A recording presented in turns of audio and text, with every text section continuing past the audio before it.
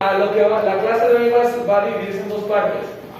El resto de la parte matemática que me interesaba que supiera, voy a subir la clase y la van a ver, y ahí voy a poner incluso unas simulaciones con MATLAB y otras cosas, y va a quedar bien clara, se los aseguro. Y si alguien tiene dudas, pues mucho gusto me las puede decir el jueves, ¿vale? Que el próximo martes es el examen.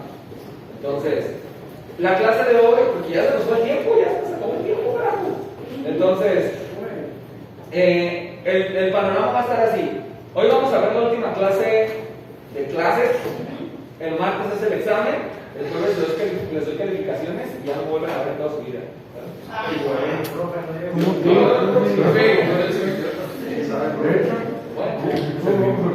Si te gustó tanto la clase que la quieres repetir, pues aquí te veo. Pero sí, no, esperemos que no. Silencio. Entonces, como esta ya es la última clase como tal, me urge que veamos unas cuestiones 100% prácticas, ¿sabes? Del análisis de multifrecuencia y de cómo se hace un análisis de vibraciones en un sistema multimasa o en un sistema de multifrecuencia, cómo se hace realmente y qué resultados obtengo y eso qué me dice, ¿ok? Y para eso voy a utilizar un recurso que está en internet que se le llama las cartas de Charlotte, ¿sale? Charlotte es una empresa norteamericana súper especializada en vibraciones a la altura de empresas japonesas también, o sea, chingonería, ¿vale? Y ellos tienen una tabla que es como un póster que te venden, no me acuerdo cuántos dólares, creo que cuesta como $200 y de hecho lo voy a pedir. Les voy a decir, necesito esta madre, pues díganme, ¿vale? Para poder explicarle a mis chicos este pedo. Entonces, esas cartas de Charlotte, ¿vale? Es como un compendio o como una síntesis, así chiquito y rapidito, práctico. Si tú mides con un acelerómetro aquí y las señales se ven así, esta es la falla. Y si se ven de esta otra manera, esta es la falla. Y si se ven de esta otra manera, esta es la falla. Y si en el espectro se ve de esta manera, esta es la falla. ¿Me doy a entender? O sea, súper práctico. Está súper chido. Entonces, en la página de Charlotte, ¿sale? Vienen estas cartas, ¿vale? Pero vienen como difuminadas para que no veas la explicación, ¿vale? Y aparte tú las puedes encontrar pirañas, ¿vale? Pirañas las puedes encontrar en internet. Versión del pueblo. Ajá, la versión del pueblo, exactamente. Yo no debería hablar de esto aquí, ¿sale? Entonces, la cuestión es que es muy importante que ustedes no las consigan pirañas. ¿Sale? No las consigan pirañas. Y entonces lo que vamos a hacer es verlo de la página oficial, aunque venga ¿cómo se llama? La descripción como difuminada, ¿vale? Y vamos a tratar de explicarlas. Y voy a tener que explicar algunos conceptos como desbalanceo dinámico, desbalanceo estático y un montón de cosas vamos a ver, ¿vale? Entonces, esa es la primera parte de la clase. Y en la segunda parte de la clase, en la segunda parte de la clase voy a subir esto, voy a prender la luz, voy a dibujarles un ejemplo de las gráficas que yo estoy esperando que tengan en su proyecto. Les voy a dar una prórroga, me lo van a poder entregar hasta el próximo jueves. ¿Okay? Hasta el próximo jueves. Pero no salimos el 8. No salimos el 8. No. ¿El 8 cuándo es? El miércoles. No, salimos el 10, ¿no? Según yo. Sí, no. Ah, ya, sí, cierto. Salimos el 10, ¿no? Según yo. Es el viernes, entonces. Les voy a dar hasta el próximo jueves para que me lo entreguen. Pues les voy a dibujar yo, o les voy a poner un ejemplo de qué es lo que yo estoy esperando. ¿Sale? Voy a buscar en internet algunos ejemplos y van a tener todavía más tiempo, ¿sale? Van a tener semana y media para tratar de obtener algo, ¿vale? Entonces, y si alguien trae las gráficas, igual se las voy a poder revisar, aunque algo me dice que no van a ser válidas, pero igual se las voy a revisar, ¿sale? Como que me da una corazonada de que no van a ser válidas, pero igual se los voy a revisar con mucho gusto, ¿sale? Esta va a ser la segunda parte de la clase. Entonces, espero que la primera parte me alcance para esto. Entonces, tengo fe.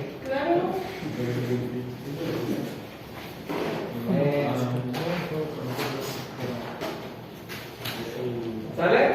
Entonces, Technical Associates. ¿Cómo se pronuncia la segunda palabra, señorita? Associates. Associates. Charlotte, ¿sale?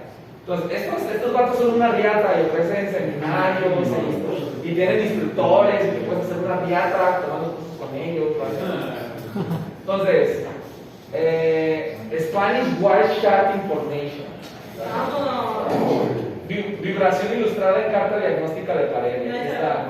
Como pueden ver, son un montón. Entonces, permítanme tantito. Abrir imagen en una pestaña nueva. ¿Vale? Entonces. ¿Vale? Entonces, obviamente, ¿sale? Ustedes pueden ver que está la descripción, ¿cómo se llama? Borrada. ¿Vale? Y entonces, vamos a platicar un poquito acerca de esto, ¿vale? Entonces, esta carta, ¿vale? Lo que hace es que te dice dónde medir con un acelerómetro de un eje, porque yo les digo, los de grado industrial son generalmente de un eje, ¿vale? O sea, solo miden en un eje, no miden como en tres ejes como con el acelerómetro Piterito o MPU 6050, ¿vale? No porque diga que sea malo, pero no es grado industrial. Por ejemplo, si ustedes lo quieren fijar en una superficie, le tienen que poner cinta encima y asegurarse de que no se mueva para nada, ¿sí está claro? Y los grado industrial tienen un imán bien perronzote que no interfiere con la medición, ¿sale? Y está diseñado el acelerómetro para que ese imán no interfiera con la medición y se pega y no se mueve esa madre, ¿vale? De hecho es bastante difícil despegarlo. Entonces, y por el tipo de construcción y por el tipo de protección que tienen en el cable para que no haya interferencia electromagnética y un montón de cosas que pueden hacer que la medición se vaya al carajo, por ese motivo son tan caros y solo son de un eje. Entonces esta carta te dice, en una estructura, ahorita lo voy a hacer zoom para que lo puedan ver mejor, en esta estructura, ¿cómo le hago yo para medir? Y una vez que yo mido, ¿ok? Una vez que yo mido, ¿cómo le hago para en el espectro? En el espectro, no en la señal en el dominio del tiempo, no. En el espectro, ¿cómo le hago para determinar cuál es el problema?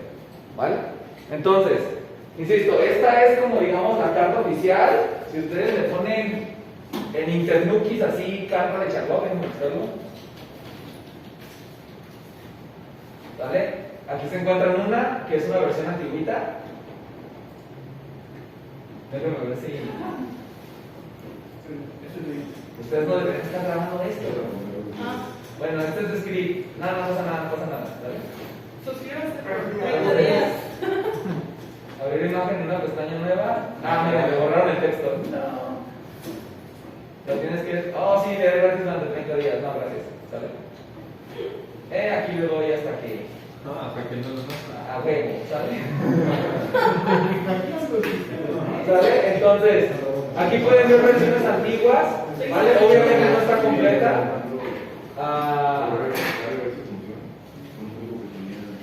Entonces, ¿dónde está? No, llégale. Aquí está bloqueado, ajá. Bueno, o sea, no lo voy a buscar más, pero si lo buscan me encuentran, ¿sale? O sea, si lo buscan me encuentran. Entonces, bueno, a lo mejor podemos ver esto como introducción, ¿no? Entonces, tenemos, insisto, diferentes tipos de situaciones por las que se puede presentar vibración. Les voy a preguntar esto en el examen, ¿ok? Entonces, yo les recomiendo que la busquen y que no sea piraña. ¿Ok? Que no la busquen y que no sea, o sea, si la buscan que no sea piraña, ¿vale? Pero, o sea, no les voy a preguntar específicamente de lo que dice aquí, sino de lo que les voy a comentar acá, ¿sale? De eso sí les voy a preguntar, entonces es importante que pongan atención. Entonces, ¿qué pasa? ¿Cuáles son los diferentes tipos, ok, de causas que me pueden causar vibración en un sistema real? Ay, Dios mío, ¿vale?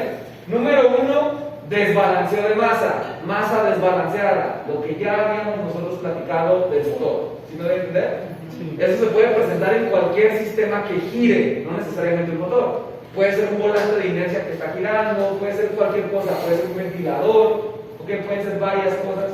Entonces, cuando hablamos de desbalanceo de masa, en ejes que son largos, ¿sale? Por ejemplo, este es un un eje largo, si se fijan, no es un eje angostito que está girando, sino que es un eje largo que está girando. ¿Ok? Entonces puedo tener desbalanceo estático, cupla, dinámico y de rotor voladizo. Ahorita los vamos a ver. ¿Sale? Ahorita los vamos a ver. Luego, lo siguiente es rotor excéntrico. El rotor excéntrico es, o sea, este es el que equivale a lo que nosotros vimos aquí en clase, o sea, que es el desbalanceo rotativo, ¿sale? De la masa desbalanceada que está alejada del centro de rotación, ¿vale?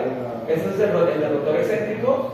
Tenemos eje doblado, ¿sale? O sea, si el eje donde tú tienes sostenido la parte que está girando se flexiona hacia arriba o hacia abajo, vas a tener también vibración por el eje que está doblado, porque es como, si el eje está doblado es como esto, miren, es como esto, ¿sale? Un eje doblado hace esto, ¿sí está claro? Cuando gira, sí. Y eso produce vibración, eso hace un eje doblado. Entonces, el eje doblado es otra de las posibles causas de vibración. Luego tenemos desalineación, y aquí tenemos tres tipos de desalineación. Tenemos desalineación angular, tengo un eje con un acoplamiento, otro eje con otro acoplamiento, y este eje está así. ¿Sí está claro? Sí. Y está girando, pero este eje tiene una desalineación angular. Eso es la primera, sale desalineación angular, y eso produce vibración. La siguiente es desalineación paralela. Tengo los dos ejes, pero probablemente, por ejemplo, ¿sí saben qué es una brida o no? Sí. ¿Quién no sabe qué es una brida? Bueno, yo la verdad no sé. Una brida es un elemento de conexión para una tubería o para un eje. Tú tienes un eje y tiene como, seguro lo han visto en alguna película. O sea, tienes como algo así. Ok. Sí, así es. Sí, ¿no? Ya. Entonces, tú tienes un eje con esa cosa y luego del otro lado tienes otro eje con esa misma cosa y esos los atraviesas con tornillos para unir los dos ejes. ¿Sí está claro? Sí. Eso es una brida. Entonces, imagínense que ustedes tienen un eje con una brida, otro eje con otra brida, pero los agujeros de las bridas, ¿sale? El tornillo que entra tiene holgura, ¿sale? O sea, el tornillo que tú le metes, imagínate que es más pequeño que el barreno de la brida, ¿sí me doy a entender? Sí. Entonces, va a haber un ligero juego, una ligera holgura, y a lo mejor cuando tú aprietas todos los tornillos para fijar los dos ejes, uno queda así. ¿Sí está claro? Sí. O sea, uno queda ligeramente hacia abajo. Aquí está exagerado, ¿sale?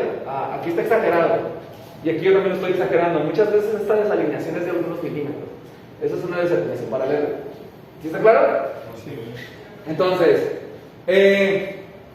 la siguiente desalineación es cuando tú tienes un eje y tú lo metes en un rodamiento. Esto se ve raro, lo siento, ¿sale? Pero el rodamiento queda como choco. ¿Sí me voy a entender? Sí. O sea, en lugar de que el rodamiento quede perfectamente perpendicular, queda inclinado. Eso también produce vibración. Esos son los tres tipos de desalineación que produce vibración, ¿vale? Siguiente, aflojamiento mecánico, ¿vale?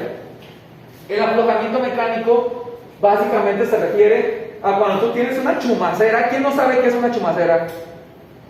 ¿No? ¿No tiene ni idea? Ok, una chumacera es un elemento al que tú le pones un rodamiento a veces, no siempre.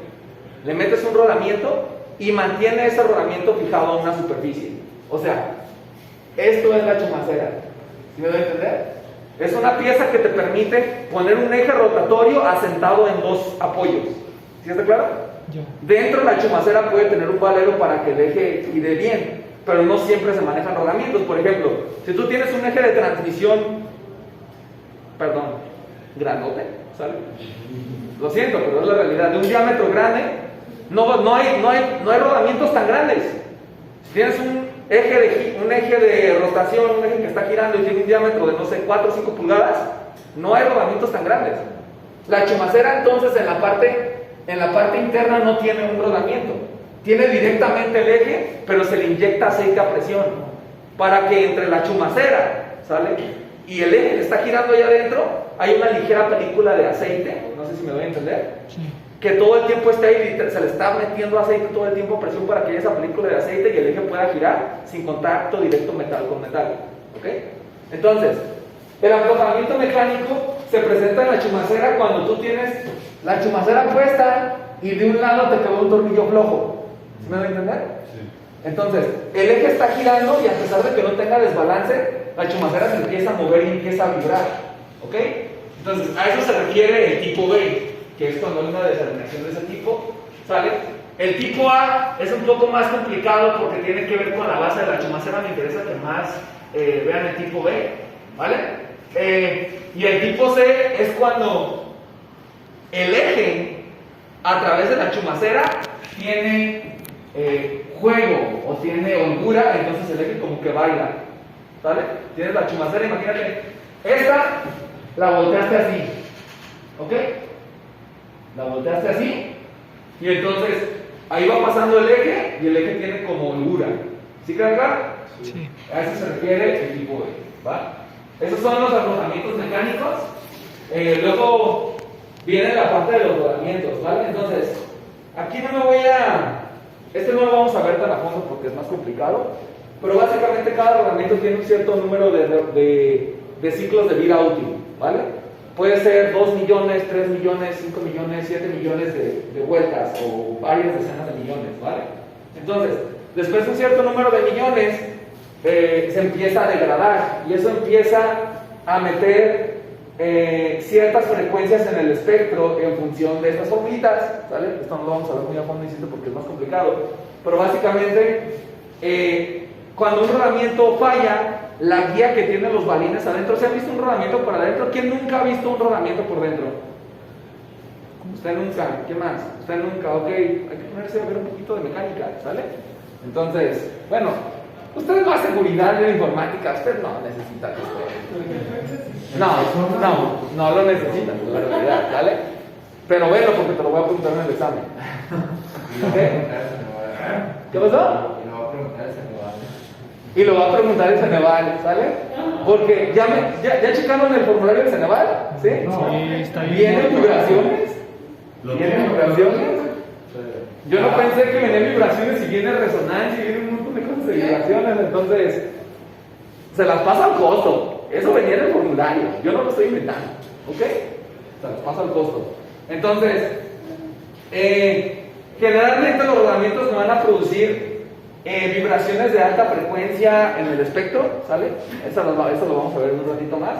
Pero eso se presenta cuando el rodamiento ya se le rompieron las pistas de los balines, ya se le desalinearon los balines, ¿sale? Generalmente, o porque le falta lubricación, generalmente esas son las fallas en un rodamiento, o porque uno de los balines dentro del rodamiento ya está desgastado y ya no es simétrico, ¿vale? Entonces, Dios mío, son las 135. Bueno, nos vamos a pasar por acá. Aquí habla de la resonancia.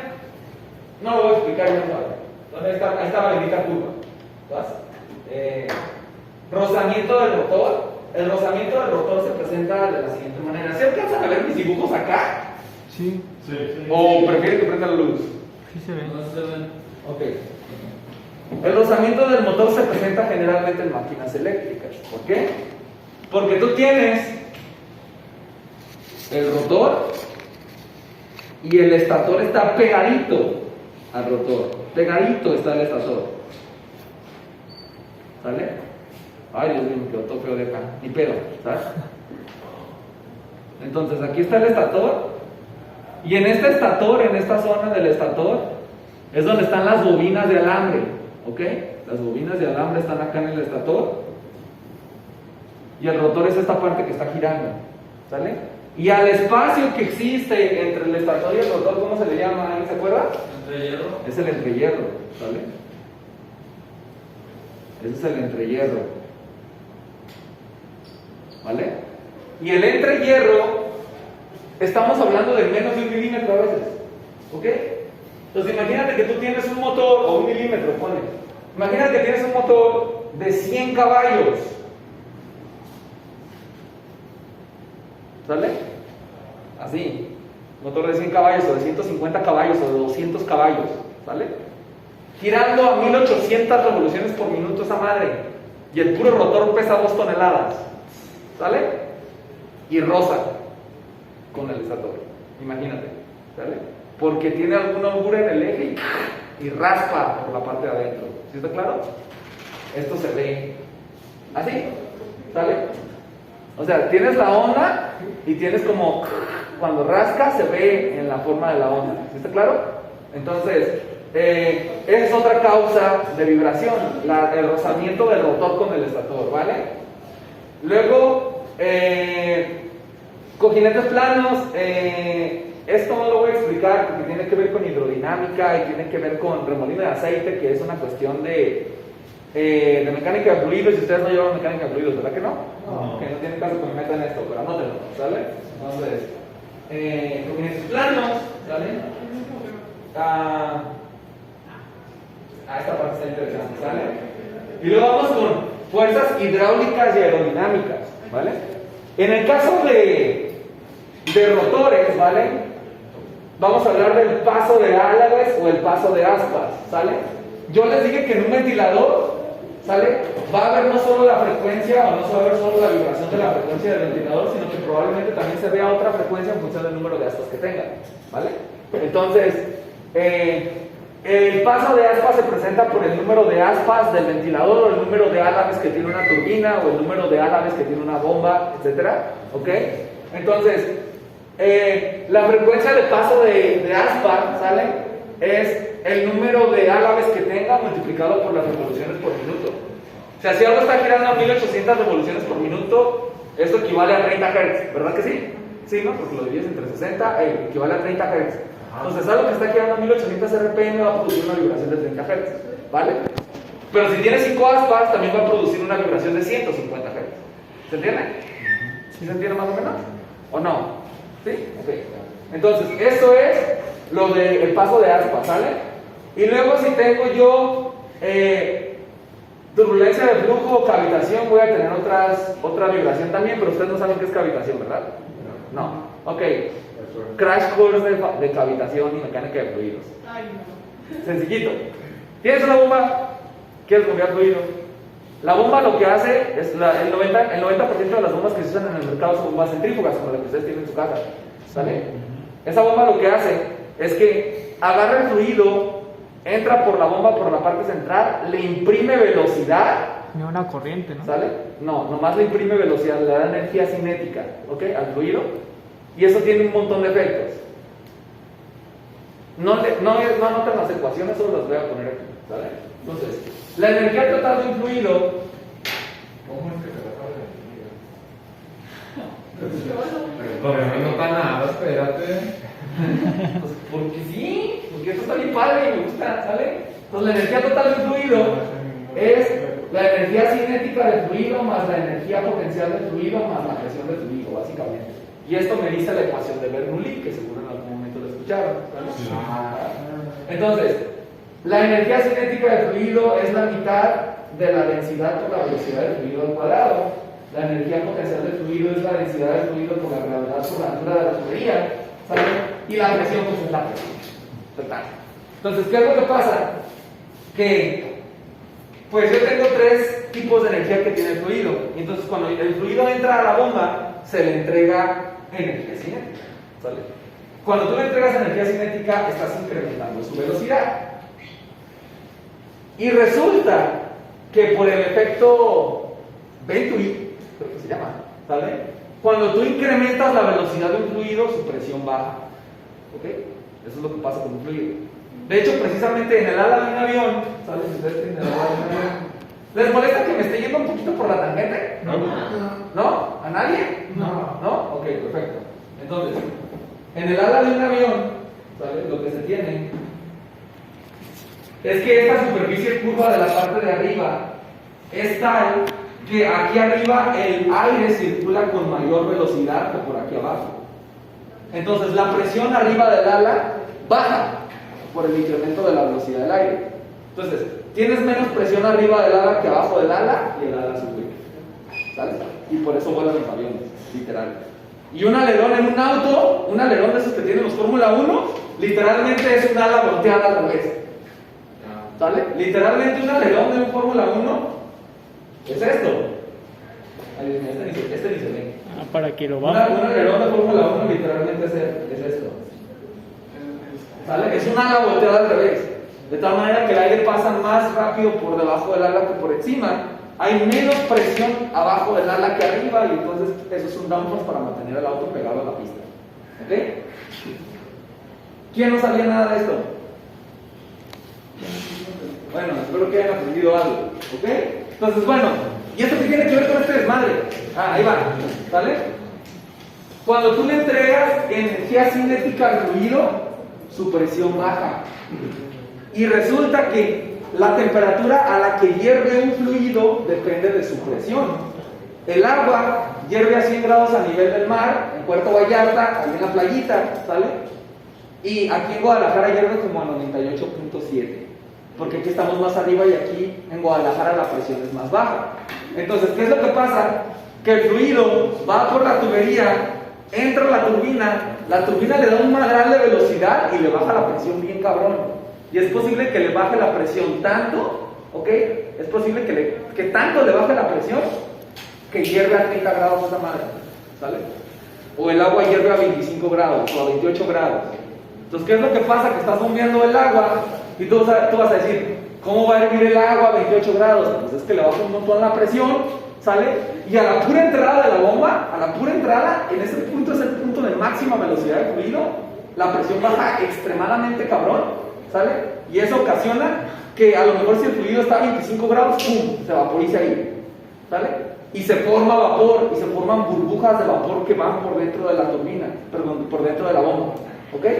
Entonces, conforme va saliendo por la bomba, por otro efecto que no les voy a explicar, ¿sale? Conforme va saliendo, esa energía cinética va bajando y se va convirtiendo en presión, y por eso sale a mayor presión a la salida de la bomba. Entonces, ¿qué es lo que pasa? Que cuando entra la turbina, se acelera bien machín el fluido, su presión baja bien cabrón y se evapora. Y van un montón de burbujas de vapor por ahí por la bomba. Pero conforme va pasando por la bomba, su velocidad vuelve a bajar. Lo que significa que su presión vuelve a subir y lo que significa que se empiezan a condensar esas burbujas. Entonces, esas burbujas, como están a presión dentro de un fluido, implotan. En lugar de explotar, implotan, ¿sale? O sea, se colapsan sobre sí mismas y eso ocasiona una onda de choque. Esa onda de choque se lleva parte de la cubierta interna de la bomba y la puede destruir, ¿sale? Si pasa muchas veces. Y esa onda de choque produce vibración, ¿sale? A esto se refiere. A esto de cavitación, a esto se refiere. ¿Qué onda? ¿Y aplica igual para líquidos de diferente densidad? Claro, para todo fluido aplica. Entonces, cuando haces el cálculo de bombas, algo que ustedes no hacen porque ustedes no son ingenieros mecánicos, ¿vale? Tienes que tomar en cuenta la cavitación, que es un fenómeno bastante común, ¿sale? En el bombeo de líquidos. Entonces, eso también produce vibración, pero bueno, ya déjenme muevo, ¿no? Porque... Profe, ¿qué onda? creo que hay incluso un animal marino que tiene como unas tenazas y hace tanta presión que genera ese como estallido y evapora burbujas y ¿sabe qué tal? Sí, lo había escuchado, ¿sale? O sea, mueve el agua a mucha velocidad, eso le baja la presión al agua y hace que se evapore, ¿no? ¿Sale? Por eso mismo. Pero sí es correcto, ¿sale? Y luego vienen los engranes, ¿no? Esa es otra forma en la que se puede producir una vibración, ¿sale? Arriba viene un espectro normal. El espectro normal es como se ve el espectro de un tren de engranes, ¿ok? De un tren de engranes. Entonces, cuando yo tengo desgaste en los dientes, cuando tengo carga en los dientes, o sea que hay una carga excesiva en un diente, cuando tengo alguna excentricidad o cuando tengo alguna desalineación, a los lados si se fijan, parece como una coronita, ¿sí lo alcanzan a ver? Sí. O sea, parece como una coronita. Entonces, esa coronita se vuelve más significativa, por decirlo así, tiene más piquitos, ¿vale? De esta manera lo voy a explicar para no meterme porque es muy complicado, ¿vale? Entonces, ¿qué es lo que pasa? Que tú tienes tu espectro normal y cuando tienes un desgaste de dientes, la coronita, aparece la frecuencia de vibración y aparecen pequeñas frecuencias a los lados del espectro. Mientras más piquitos tenga, más desgaste tienes en los dientes, básicamente, ¿sale? Y ese es otro problema. Insisto, no les voy a preguntar todo eso, no todo, pero algunas cosas sí. Entonces, puedo tener desgaste en los dientes, carga excesiva en alguno de los dientes, ¿sale? O excentricidad o desalineación, ¿vale? Y agárrense, ¿sabes? Agárrense. Todavía faltan 2 columnas. Entonces, bueno, Si a alguien le interesa, haga lo mismo que yo hice, sale, se mete aquí a lo de Charlotte, se pone aquí en Spanish One Information, se van aquí abajo y le dan a abrir una nueva pestaña. ¿Sí está claro? O la buscan ustedes, pero no la busquen pirata. Claro que no. ¿Vale? Y pueden leer la parte que está como difuminada, ¿ok? Pero aquí solo lo vamos a ver. O sea, yo solo les voy a preguntar de lo que les estoy explicando ahorita, ¿vale? Entonces, si tengo un motor de inducción o un motor jaula de ardilla de corriente alterna, ¿sale? Voy a tener, yo aquí les digo, voy a tener diferentes tipos de vibración dependiendo de cuál es el problema. Si tengo una excentricidad del estator, o sea, un desbalanceo, pues va a ser lo mismo, ¿sale? Va a aparecer aquí el desbalanceo del rotor, ¿vale? Si tengo un rotor excéntrico, o sea que el entrehierro, o sea que no está bien centrado el rotor y el entrehierro está variando su espesor, a veces en algunos momentos es de milímetro, luego de medio milímetro, lo que sea, también aparece de esta manera, ¿sale? Entonces, aquí voy a tener que cortarle porque son las 7:48, ¿sale? Nos queda una hora y tenemos que ver lo de las estas. Entonces, por todo esto, ¿sale? Por motores de corriente directa, por poleas y bandas, ¿sale? Viene todo esto. Entonces, estos son todos los diferentes tipos de vibración que puede haber. Ahí va, ¿sale? Tienen una tarea que no les voy a revisar. Bueno, para los que no están enterados, tienen todos los puntos de las tareas regalados. Es de que no Eso me asusta. ¿Sale? Usted no regala cosas así tan bonitas. ¿Sale? Entonces, no me tienen que entregar ninguna tarea. Tienen todos los puntos de tareas, que no son muchos, nada más son 20, creo. No, porque el proyecto vale 45 y el examen vale 35.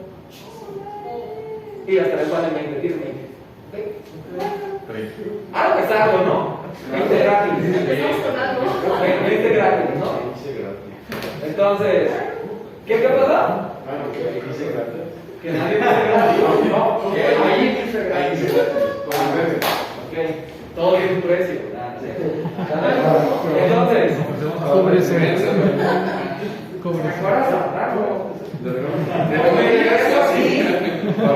me regreso aquí para explicar esta parte. ¿Okay? Entonces, la tarea que quiero que hagan, que no les voy a revisar, es quien quiera hacerla. Pero yo les recomiendo que la hagan porque les voy a preguntar eso en el examen también. Entonces, les recomiendo que, aunque no escriban mínimo, lean, pero si escriben se les queda más grabado. Ustedes saben, ¿vale? Se van a poner a leer esta carta. ¿Sabes qué? Se van a poner a leer esta carta y se van a poner a investigar. Si la encuentran, ¿sale? ¿Qué dice? Analizarlo un poquito, ¿sale? Como cultura general, ¿sabes? Esa es una parte de la tarea, ¿sabes? Leer esta carta. La otra parte de la tarea es que me investiguen qué es desbalanceo estático, qué es desbalanceo dinámico y qué es desbalanceo de tipo cupla. Porque yo aquí les voy a decir cómo te das cuenta, o sea, les voy a interpretar estos diagramas, ¿ok? Y para explicarles cómo te das cuenta si es un desbalanceo dinámico o tipo cupla o uno estático. Pero en realidad ustedes no saben qué significa eso.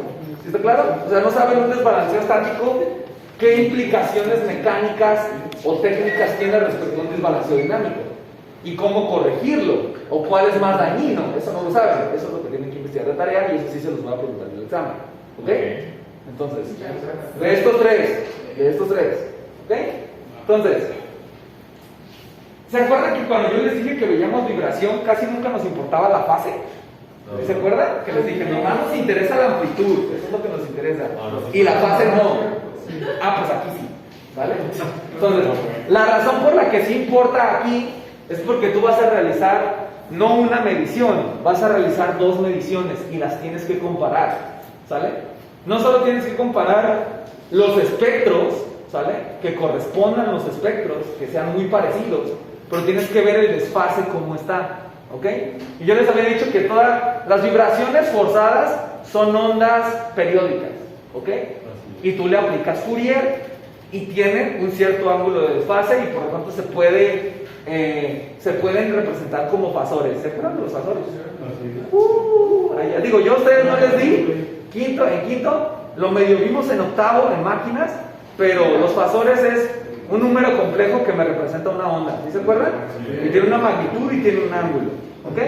Entonces, necesitamos el ángulo aquí. Ese ángulo es el ángulo de desfase de la vibración y aquí sí lo necesitamos porque eso me va a decir qué tipo de desbalanceo es. ¿Vale?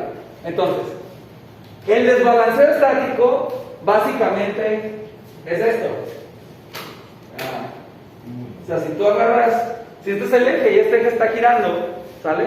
El eje hace como esto. ¿Sí está claro? Aquí está súper exagerado. O sea, en lugar de girar así, o bueno, en lugar de girar así, bueno, no sé, creo que sí se ve más allá. En lugar de girar así, lo estoy exagerando y hace esto. ¿Sale? Por alguna locura en los rodamientos o algo por el estilo. ¿Sale? Entonces, eso es un desbalanceo estático. Si se fijan, estas onditas me representan la vibración. Entonces, todo el eje a veces está más arriba y todo el eje a veces está más abajo. ¿Sale? Muy exagerado. Entonces, la manera en la que yo me doy cuenta de que yo tengo un desbalanceo estático es porque yo veo los espectros de dos acelerómetros conectados en el primer rodamiento y en el segundo rodamiento en los extremos de lo que voy a medir. ¿Ok? Y aquí vamos a hablar del tipo de medición. Creo que sí vimos los tipos de medición de los sensores de un solo eje. O sea, cuando no tienes un sensor de 3 ejes, tienes que agarrar el sensor de un eje y dependiendo de la posición es como mides. ¿O no vimos eso? ¿Sí lo vimos? ¿Sí recuerdan la medición axial, radial y tangencial? ¿No? Ok. Entonces, vamos a hablar de eso. ¿Sale? Vamos a hablar de eso. Voy a prender tantito la luz, también empezamos. ¿Sale? Entonces, cuando ustedes tienen un acelerómetro real, ¿sale? Cuando tienen, voy a dibujar aquí ahorita abajo de la cocina.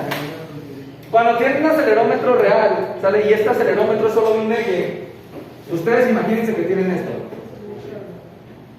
Este es el rodamiento. Aquí sale el eje. ¿Vale? Yo la vez investigué. No, es que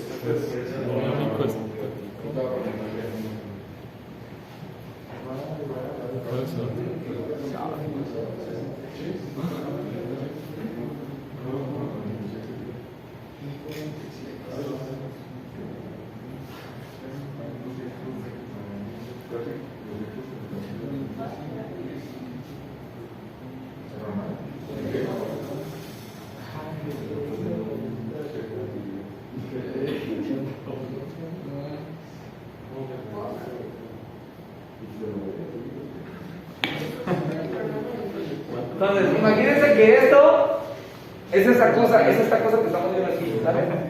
¿Sí está claro? ¿Vale? Entonces, cuando ustedes van a hacer una medición con un acelerómetro que solo tiene un eje, imagínense que este es el rodamiento, ¿ok? Cuando van a hacer una medición con un acelerómetro que solo tiene un eje, ustedes pueden colocarlo en 3 tipos de posiciones dependiendo del tipo de medición que quieren hacer. Solo tiene un eje el acelerómetro. Entonces, una medición radial es esta. Tú tienes el acelerómetro. ¿Sale? Eso es una medición radial. O sea, tengo el... Se me hace que voy a agarrar ese... No puedo agarrar el extintor. No, Diego, no hagas eso. Este, ¿sale? Entonces, aquí está mi rodamiento. Imagínense que este está largo el rodamiento. Imagínense, ¿ok? Entonces, si yo voy a hacer una medición radial, agarro mi acelerómetro y hago esto. ¿Sale? Esa es una medición radial porque está en dirección del radio de este círculo. ¿Sí está claro? Sí. Esa es una medición radial, que es poner el acelerómetro ahí. Una medición axial es esta.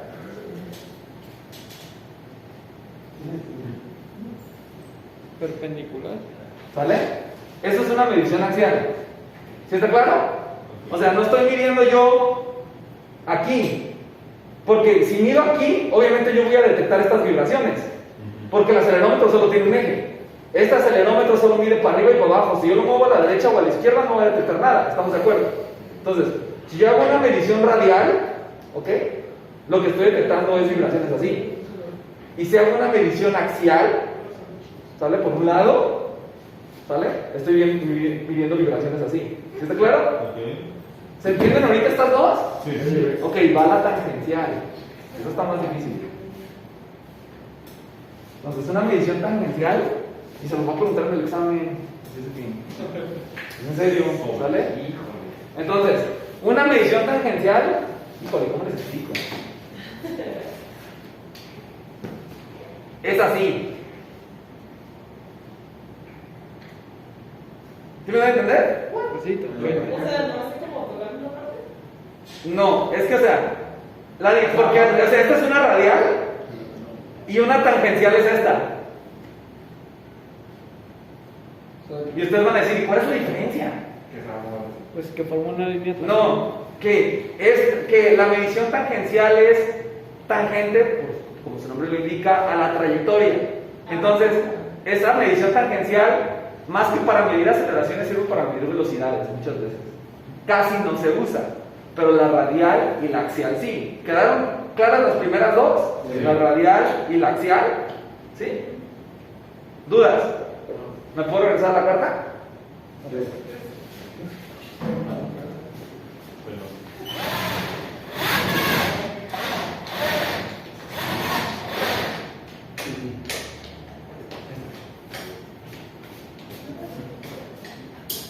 Entonces, estas mediciones, ¿cómo son? ¿Cómo son esas mediciones? ¿Cómo son? ¿Cómo son? Son radiales, ¿sale?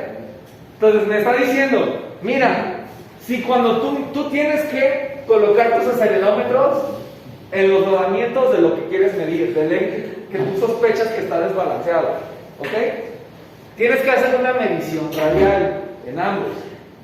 El espectro debe corresponder con la frecuencia 1x radial.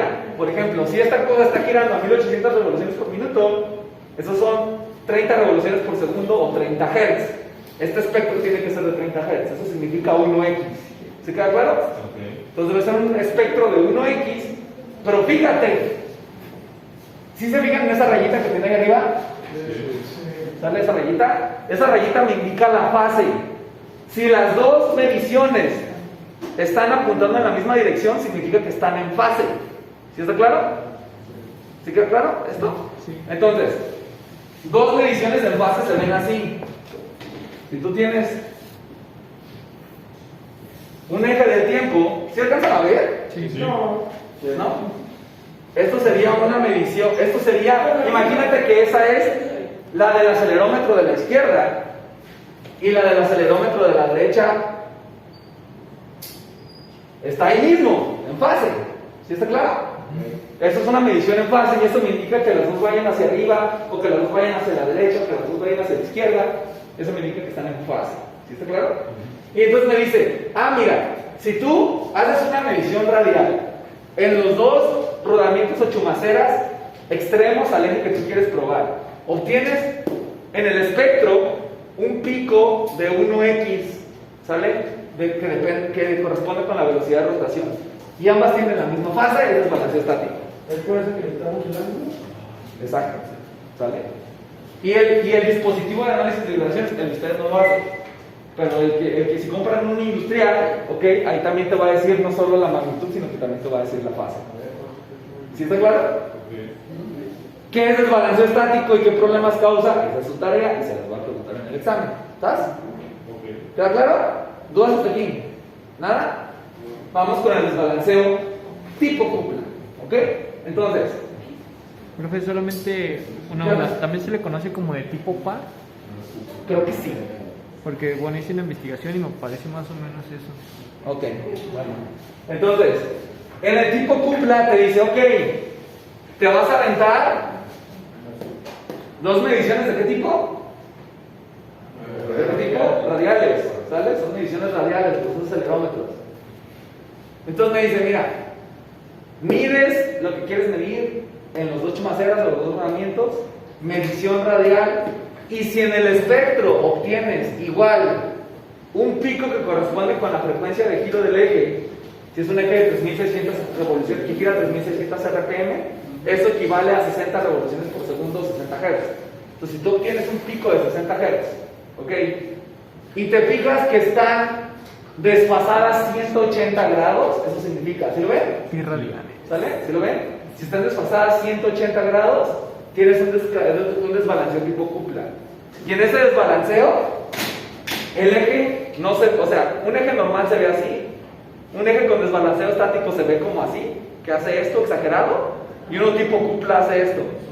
¿Sale? Está exagerado, ¿sale? Pero hace esto. ¿Sí está claro? Entonces, tú te vas a dar cuenta porque están desfasadas 180 grados las mediciones. Si esta es una medición, la otra medición que está desfasada a 180 grados, pues se ve así. ¿Sí está claro? Ahí están desfasadas a 180 grados. Y eso lo puedes ver en el dispositivo de análisis de vibraciones. ¿Qué es el desbalanceo tipo cúpula? ¿Qué implicaciones tiene? ¿Cómo lo corrijo? ¿Y qué problemas se puede causar? Esa es su tarea. ¿Dudas con el tipo cúpula? No. ¿No? Ok. Entonces, vamos con el desbalanceo dinámico. Y también, ¿qué onda? El dinámico no, o sea, el desfase no siempre es, o sea, varía, ¿no? Sí, eso es a lo que voy, ¿sale? Sí, es correcto. Entonces, el desbalanceo dinámico, definición de cajita de serial, es cuando tienes estos dos al mismo tiempo en el eje, ¿sale? O sea, el eje, aparte de estar haciendo esto, está haciendo esto también. Entonces, está haciendo como esto, ¿sale? ¿Sí me doy a entender? Sí. O sea, es una combinación de ambos, ¿ok? El desbalanceo dinámico. Y entonces, ¿qué te dice igual? Haces dos mediciones radiales en los chumaceras o en los rodamientos, ¿sale? El espectro que obtienes es igual de un X, que corresponde con la velocidad de rotación, ¿sale? Y el ángulo de desfase entre uno y otro está entre 0 y 180. ¿Sale? O sea, ni es 0 ni es 180. ¿Sale? Es una combinación de ambos. O sea, o mejor dicho, está entre esos dos valores. Entonces, ¿qué es lo que pasa? Que mientras más cercano esté a 0, hay más desbalanceo estático y menos de tipo cúpula. Y mientras más cercano esté el ángulo a 180 grados, hay más de tipo cúpula y menos de desbalanceo estático. ¿Queda claro? Sí. De hecho es el más común, ¿no? El dinámico.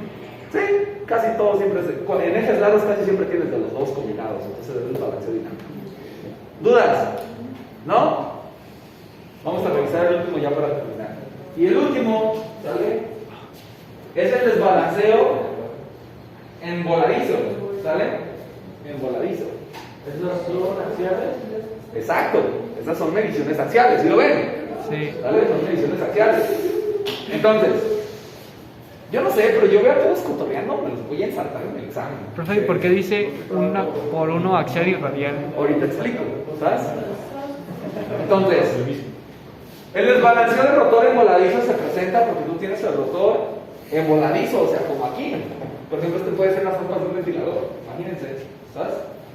Y entonces, el desbalanceo del rotor en voladizo ocasiona como un tipo cúpula, imagínense, ¿sale?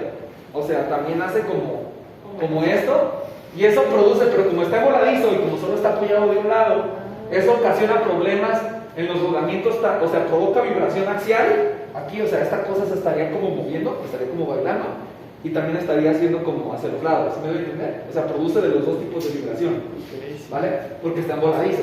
Entonces, ¿qué es lo que pasa? Que tú te habitas dos mediciones axiales, sale en los dos rodamientos, y si ambas se dan con la misma fase, ¿sale? Y son axiales, y aquí dice 1x axial y radial. Entonces, aparte de estas axiales, tienes que hacer una radial. Por ejemplo, poner el acelerómetro aquí.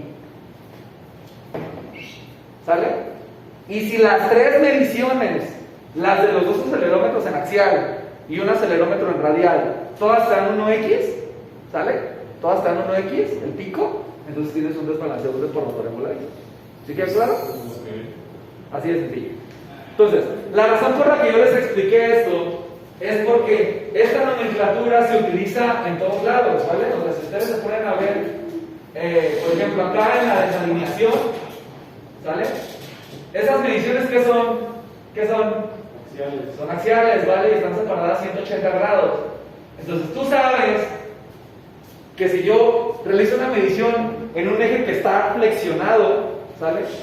Realizo una medición axial en los dos rodamientos extremos del eje que yo creo que está flexionado.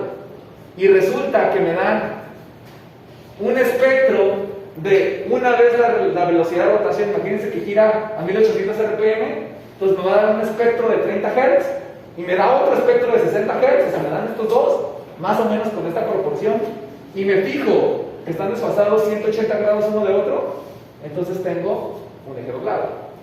Es para que entiendan los demás, por eso les expliqué los primeros tres. ¿Quedan claros? Sí. Eso ya es chamba suya. ¿Dudas? No. Va a venir el examen. Ok. ¿Ok? Ok, muy bien.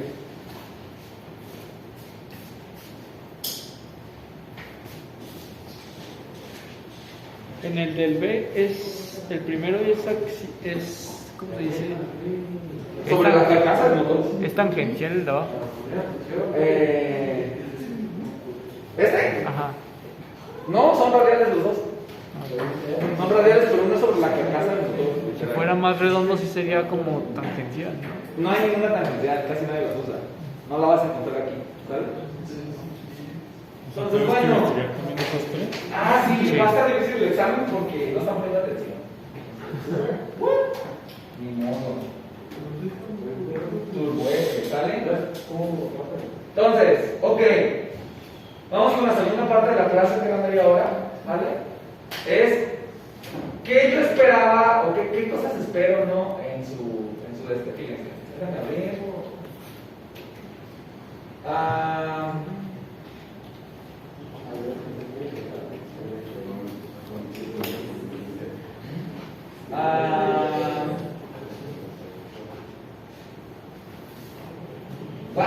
¿Dónde está? A ver. Vamos a ver si está por aquí.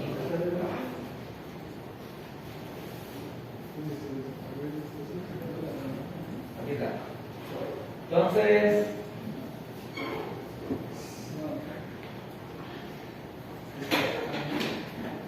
¿a quién quemamos?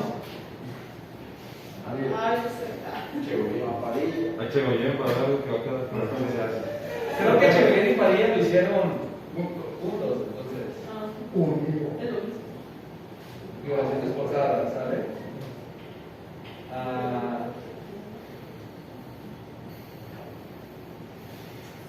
¿Sale? Aquí habla de la teoría y todo este rollo.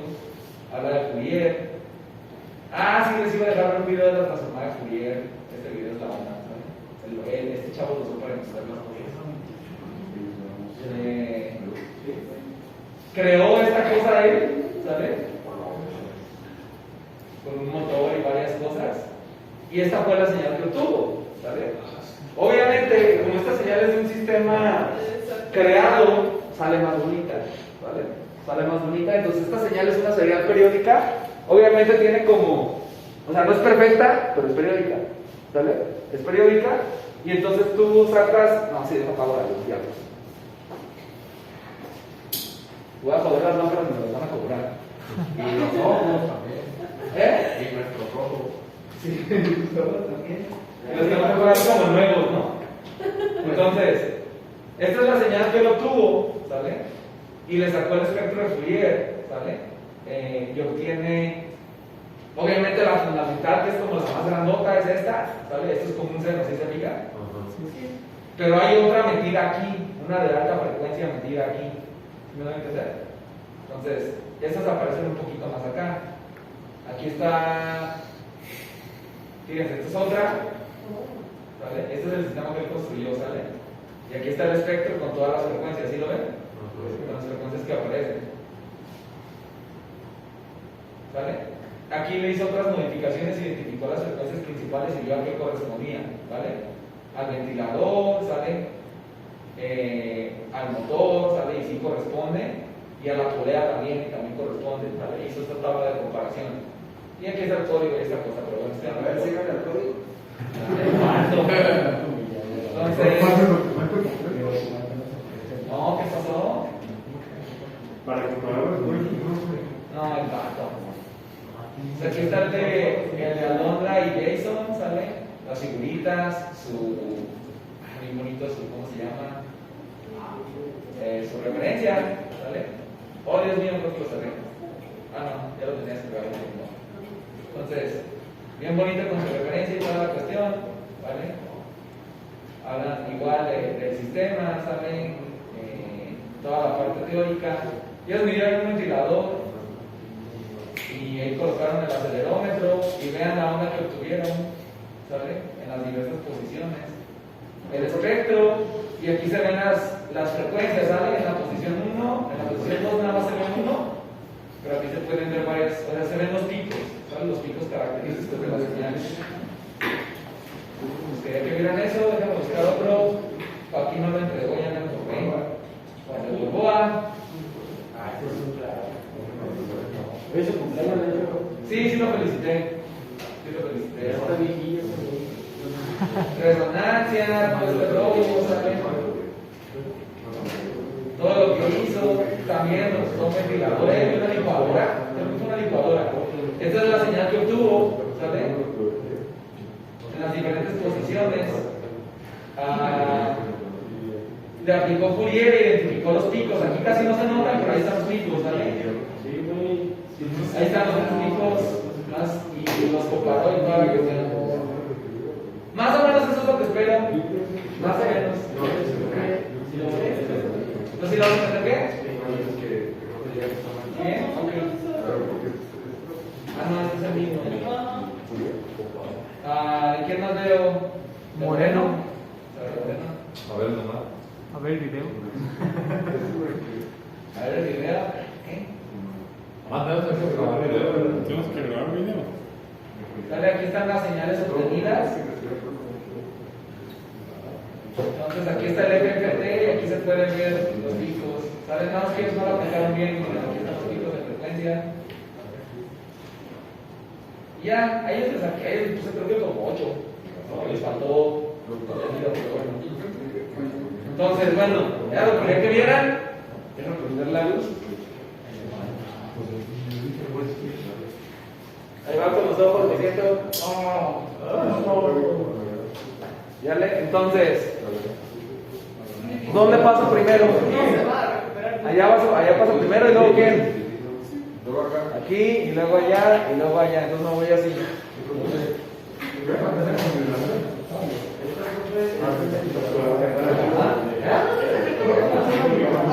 sacamos de una vez.